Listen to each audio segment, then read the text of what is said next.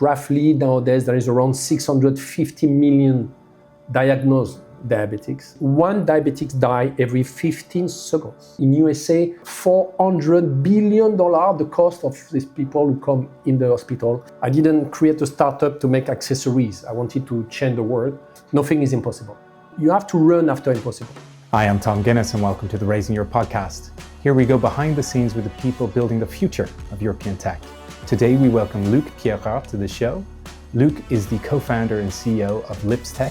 LipsTech is a Paris-based startup that's developing the world's first connected lipstick to measure glucose and other biomarkers within saliva within 20 seconds. Luc has over 30 years experience manufacturing and developing electronic products and consumer goods across both industrial and medtech applications. If you want to learn how to build the future of glucose monitoring and connected devices, you don't want to miss this.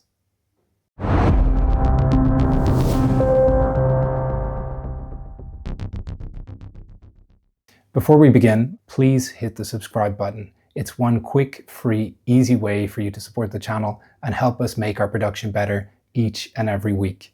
Thank you so much for joining us on our journey so far. Without you, none of this would be possible. Now, with that out of the way, let's dive into today's episode. If we could kick things off with a little bit about you, if you could tell us about your entrepreneurial journey to date, your background, and why did you decide to launch LipsTech? That'd be amazing. Okay, so I have, as you can see, I'm not young. I have 30 years experience in project management and product development, and mainly in big companies like Motorola, Alcatel, Lassie, Seagate. I used to work 2 years in Taiwan, 1 year in Silicon Valley. I launched 12 products on the market. My last job before startup was a business unit manager of $200 million. And I wrote and deposit personally more than 50 patents. After this, I created my first startup. It was like 13 years ago. So I created 2 or 3 startups, including now this one. That's amazing. And the previous startups, were they also in the similar field? So the first startup was, just when I come back from Silicon Valley, the first startup was about accessories around the Apple world. We kind of invent the AirPod, kind of. Of course, when we met Apple at this time about the subject, they were very interesting, but they say, you know what, you will not sell one. And obviously, 1 year later, we understood why, because they bring the AirPod. And following these 3 years of startup, when we increase, we double the sales every year, but I didn't create a startup to make accessories. I wanted to change the world and do something to help people. And then I create this second startup afterwards, which is PK Vitality. It's a smartwatch with CGM to measure in real time diabetics. It was almost 10 years company. So we have a strong experience in diabetes. A company that we sold to WeThings, which is a French wellness company. And we learned during this journey how it was part of the business was completely abandoned, which is the T2 light. People who discovered the disease after 40 years old. And that's why we created 2 years ago this new company to focus on this part of the abandoned diabetics business. Amazing. And so with your latest startup, LipsTech, so what exactly is the market problem that you're trying to solve with LipsTech specifically? What we discovered during these 10 years, CGM arrived. CGM is a continuous glucose monitoring, is a patch you put on the belly, on the arm with continuous data to your phone. It was a big change. It was 2004. It was a big change compared to the BGM when you prick the finger. But the big revolution arrived roughly in 2020 when it was reimbursed. And then people discover they can have a real-time value easily, no need to prick the finger, it's very hurting. And this to help to dose insulin. But it was a side effect that nobody really seen, is the fact that they can control their diabetes now and they can control their meal. They realize that thanks to this, they can improve the meal and then decrease the level of risk in diabetes. So it was the big impact, big shift in the market was this one. However, the problem is the CGM is expensive, it's quite expensive, even if there is a lot of effort on this. And so these people, this 75% of the market, because the T2 Lite represents 75% of the market, they don't want to go to BGM because it hurts, and they cannot go to this wonderful product, which is CGM, because it's expensive. Right. And that's where we come in this huge place when you have this huge amount of people who want now to control their glucose, but they can't. So how big is that group of people who would be using LipsTech? How big is the kind of global market opportunity for you? So roughly, it depends on the study, but roughly nowadays there is around 650 million diagnosed diabetics, yeah. And as I say, roughly 75% of them are light diabetes. The severe diabetes, it means people who are under insulin, so they are T1 because they are born with the disease, or they are T2 because they realize too late, so they have to inject insulin every day or once a week. So this is roughly 25%. And the other ones, so 75%, to make it simple, you represent like 350 million people. So it's 400 million people, so it's huge. And this is worldwide, obviously. And so what's the big vision for the company? Obviously create the initial prototype here in Paris, but then where do you see the company going? Where we want to go is, our target is to become the leader of the glucose monitoring on this specific market, which means the light T2. We don't want to address T1 insulin dependent. I think CGM and everything is perfect for this, but we think our product fit perfectly for this population. So the survey we just made on 300 diabetics, American and 200 Indian, show that 36% of these people will move to our product easily and even out of pocket. Even out of pocket. It's that big of a problem. They don't need insurers to be covering this. They just want to put their money on the table for this. Yes, because again, we identify in this survey two kind of people, to make it simple, in T2 light diabetics. People who are relaxed compared to the disease, and they check once a while, and people who are stressed about this disease. And these people, they want to check daily, but they cannot with the BGM because it's hurting, and again, CGM is so expensive. So they want, but they don't have real solution. That's what we bring with this saliva glucose monitoring, a non-hurting solution and not expensive solution.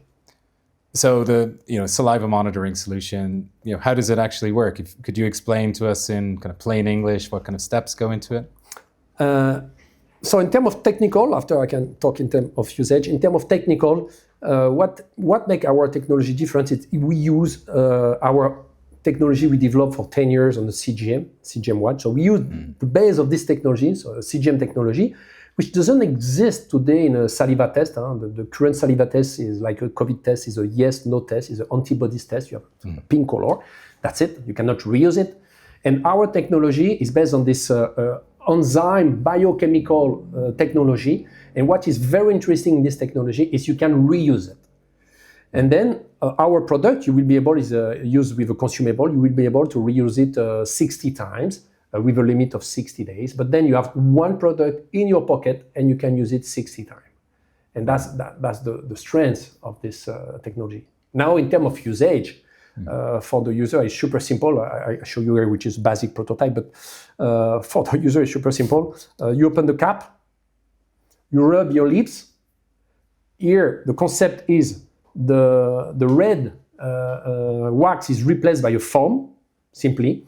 So the foam catches saliva, you close the cap, the foam is compressed inside the cap, release the saliva and the glucose inside, and then 30 seconds after, you have a result on the product, which here is no screen yet, but you have a screen on the product, and you have a green, orange, or LED information, tell you where you are, and of course, also on the application for more detail.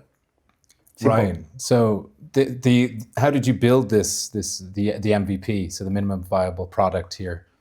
And how is the product shaping up today? Like when do you think people will be using these in the real world?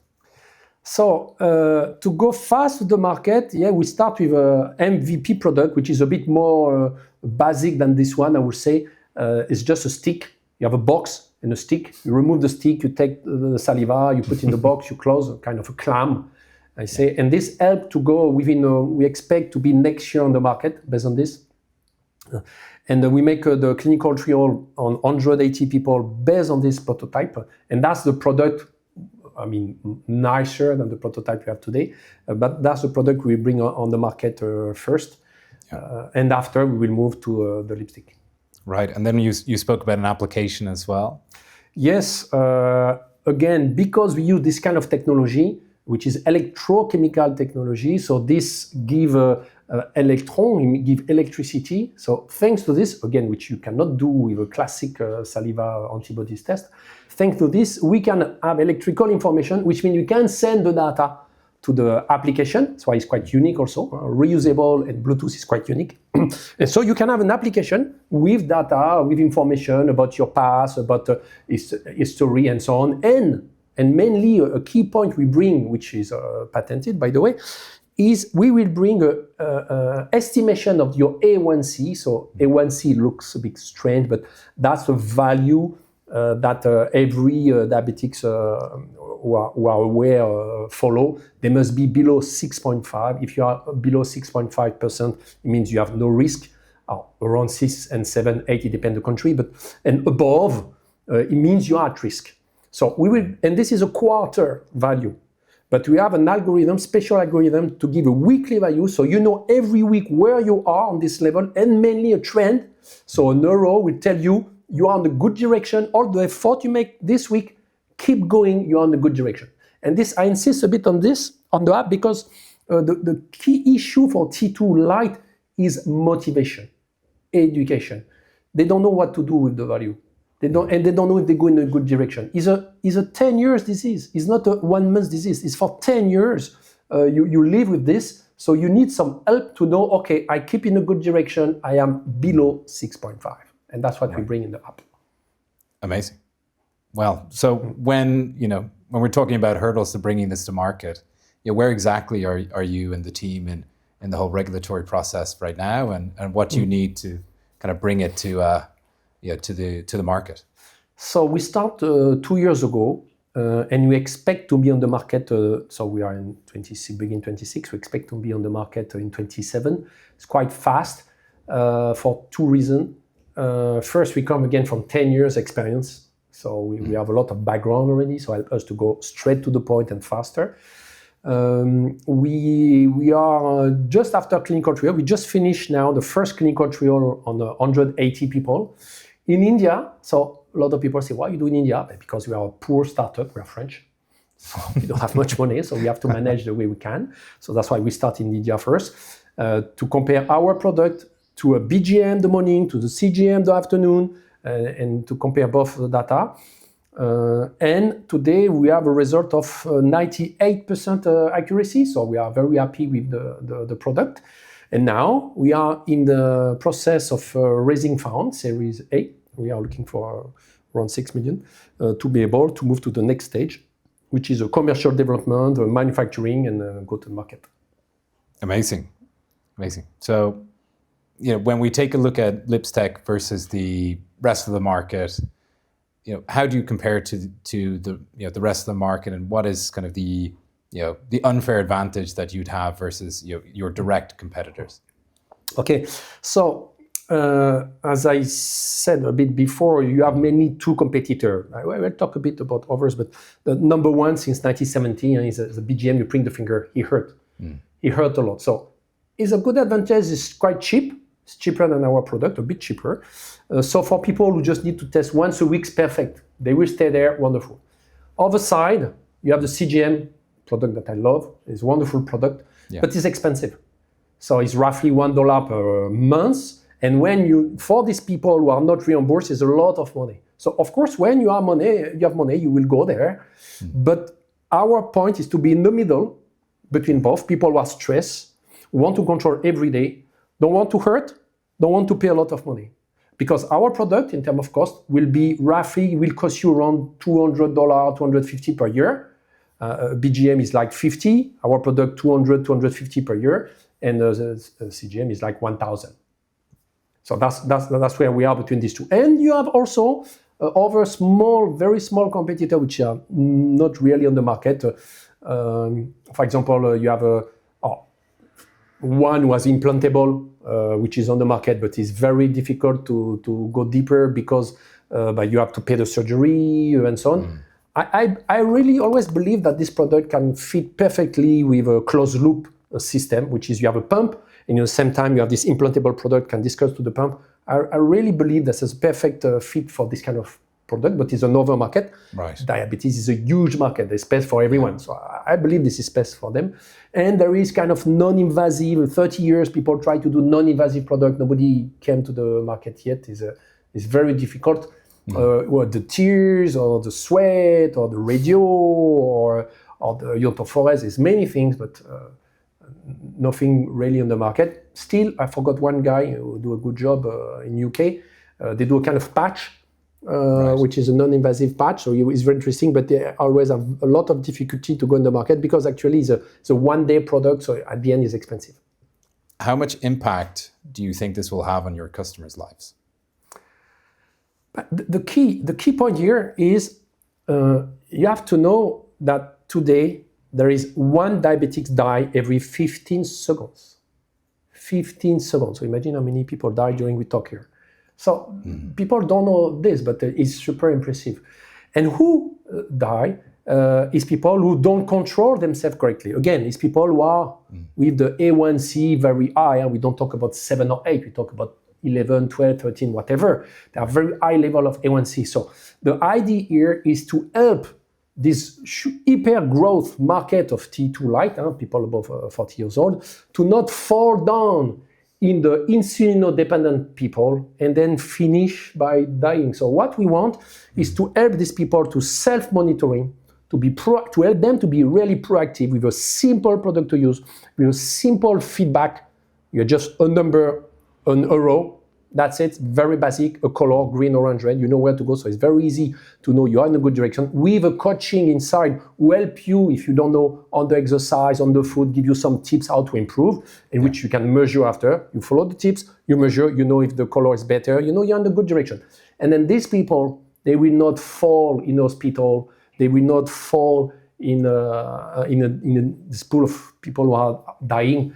You have to know, for example, I was just reading this morning in USA is like $400 billion the cost of these people who come in the hospital. 63% of the people in hospital come from the diabetics. 63%. So in USA, as an example. So is super impressive. So that's the point. We will help these people to not fall down in this situation. That's very impactful. Wow. I hope so. Gosh. In a competitive environment, how do you bring a device like the LipsTech device to market and compete against other devices effectively? That's an interesting question because usually people who produce this kind of product, they come from the medtech world. And so right away they go to medical direction. We come from both worlds. Consumer world, I work a lot, I didn't say, but in mobile phone first, I talk about Motorola and so on. So I have a strong experience in mobile phone and smartwatch. And then we move to the medical world. So we know both worlds. And what we want to do is quite unusual. We want to start by the wellness health product, not medical product, for a few reasons. The first reason is to answer your point is when you start with the wellness product, you can promote the product. You can push the product in a network, social network, in the press, everywhere, which you cannot do when you are a medical product. You have to go in a different way, by doctor, by show, which is much difficult to push. You need a strong structure to put. When you are a startup like us, you have no chance to do this. But to promote your product within few months on the good YouTube channel, it works very well. Look, I take this example because it was quite shocking and good for him. Look, recently, the new mayor of New York. 3 months before, nobody knew him. And the guy alone, in 3 months, he became mayor of New York. Amazing. Because of social network. You can do this even if you're alone. Well, of course, he's not alone, but that's what I want to say. We are small, David against Goliath, but David can make it with this approach. We can push the product easily like this. Now, can we make a wellness product? And that's the other side of the subject. What is interesting here, and this is 1 week ago, the FDA just update its general wellness device guide, which is not super known, which we already follow, and they open even more the subject to product like us, which is wellness but a bit medical. Because diabetes, especially for diabetics, many things, especially for diabetics, because it's so huge in USA, the problem of diabetes and obesity is so huge that they need people like us to help the people who are not severe diabetic, because there is solution, but to help T2. And so we go inside this guide and we follow this guide to bring this kind of product to be sure we can help these people to, again, self-manage. One example, we cannot display glucose value. We will display a color, green, orange, red, and the survey show that it's enough. People need to be, these people, they don't need to dose insulin. They need to be a red level. If they are below red, it means that's okay. So that's kind of example. So that's the way we will be able to promote strongly this product, and by showing not hurting, not expensive. Right. So it's more on the wellness side than on the classical medtech through doctor's side. To start. To start. Then after, we will move to medical. You know, so it's amazing you, David versus Goliath, big story. You know, we're here in the LipsTech offices here in Paris. You know, could you tell us, you know, is all the team based here? How big's the team? And how do you see that progressing over time? Yeah, so actually the team is quite small because that's something you have to take care. Again, we are in France. We are not in USA. Here, you don't find money as easy as in Silicon Valley, I would say. So you have to take care of your cost. The cost mine is really something you have to have here, and you take care. So the point is to focus on the R&D, on the proof of concept first to show it works, and that's why today we are 4 guys only, just 4, and we do all this at 4 in 2 years. And there is kind of 4 partial like administration, accounting, thing like this. But actually only 4 guys. 3 are here, and 1 in Grenoble, because Grenoble is kind of Boston area, like medical valley, I would say, in France. Right. Sorry, we are 1 is there, and we expect to move to 15, 20, not more. Again, to contain the cost. That's the key point. So within 2 years, maybe 20 people to be able to achieve the target we want. Right. And so how would you describe the culture of the company? You know, all 4 of you working together. So after 10 years of previous startup, this helped to build a culture there, which we reuse because it fit our spirit. And to make it simple, I would try to give the 3 value we use. First value we pursue is nothing is impossible. I mean, when you create a startup, if you do a thing which is possible, it means everybody can do it or someone already do it. So you have to run after impossible. So that's the first step. At every job. I remember in a previous company, the guy of the legal, the lawyer we work with was so impressed because he was saying, how can you invent all this? Invent in the legal. Imagine, this is not easy to invent something. Every 2 months we invent something in the legal. That's the point. The team, every job invents something. That's the way we push. To be able to do this, the second value is passion and faith. You have to be passionate, you have to have the faith to be able to make it. And if you are not in this kind of spirit, we don't hire you. And the last one, which is very important for us, is active listening. The success is when you listen around you. You listen around you, you listen people, you work together, so that's the key. So that's the 3 elements make really our culture. That's an amazing culture. And when you talk about, you know, bringing employees on board, you know, attracting the best talent, how do you do that, you know, on a shoestring? I don't have a good answer to this, to be honest, because nowadays, again, we're only 4, so we are not focused on this. We focus on R&D. We will start, as we did before, we will start to promote, obviously, on different, very famous network. I don't want to give name, but there's a lot of network to find people who want to go and start up. So we will promote the spirit of the startup, First, because it's a big difference working in a group and working in a startup. We are very open-minded. People arrive, for example, we have a trainee work with us. He arrived 30 minutes late is not a big deal, it's not the subject. So we want people to be relaxed, like a lot of startup. Working at home is very easy because now everything is done to make it work. So all these kind of things and changing the life of 30 million of people. It's not every company who helps you to do something count in your life. That the day you die, you can say, I do something important in my life. That's incredibly powerful for anyone looking to join a budding tech startup. So amazing. If we take a step back and we think about, how this all translates into euros and cents, could you tell us a little bit about your unit economics of the business once you get it up and running? Yeah, so there's different way to answer to this, but first, in terms of money to make the startup works, we need a global budget of estimate like 15 million, which is not so much somewhere for a kind of medical product to go to the market. In terms of business for user, we expect to sell the product. I said before, is not hurting, not expensive, and it was another key point. Again, Europe Spirit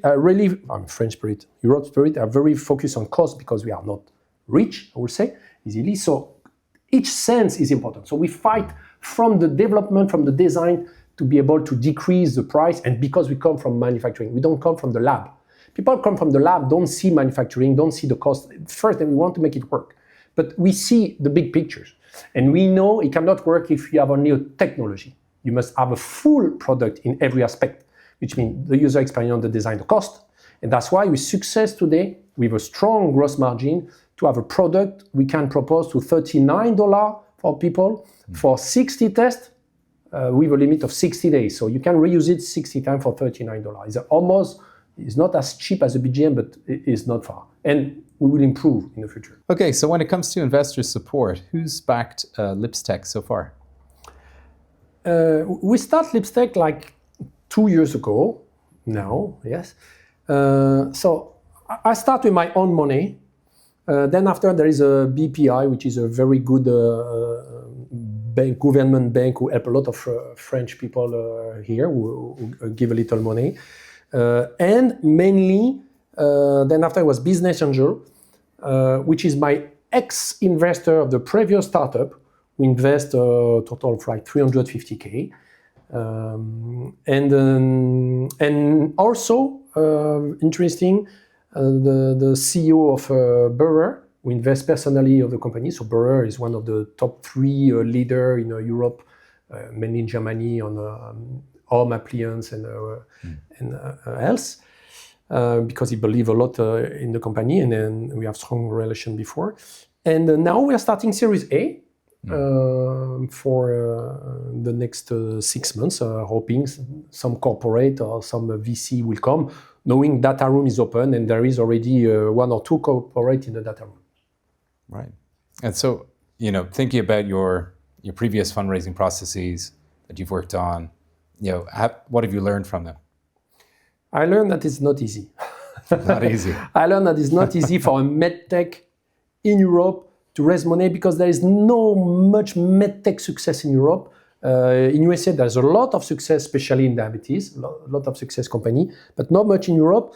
Medtech is quite, people see this as risky because it's a hardware, software, medical, it's a long process, you can fail on the way because of regulatory. So it's a lot of things that people are really afraid to go there. We have 10 years of experience in this, so now we know mainly how to avoid this risk.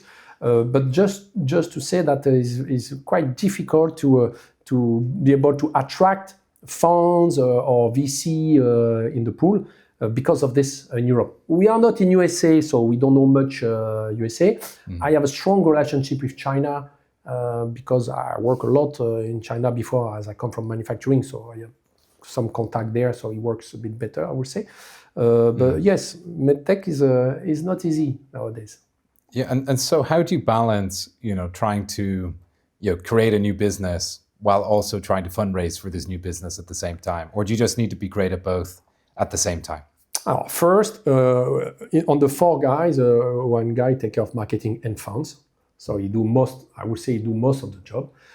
Still, I have also, because we are only four, so we are many cap, and we have to do it. So yeah, sometime I have 1 week I do only funds, and sometime I focus on R&D, because part of my job is R&D, knowing I write personally roughly 1 patent per month. So you see, I'm deeply involved in R&D because of this. So yeah, it's never easy, but I think every CEO of startup has the same issue. It's not easy to manage on every task. It's also the big pleasure to found a startup. That's amazing. And so, what's next for LipsTech? Where do you see everything panning out over the next, 18, 24 months?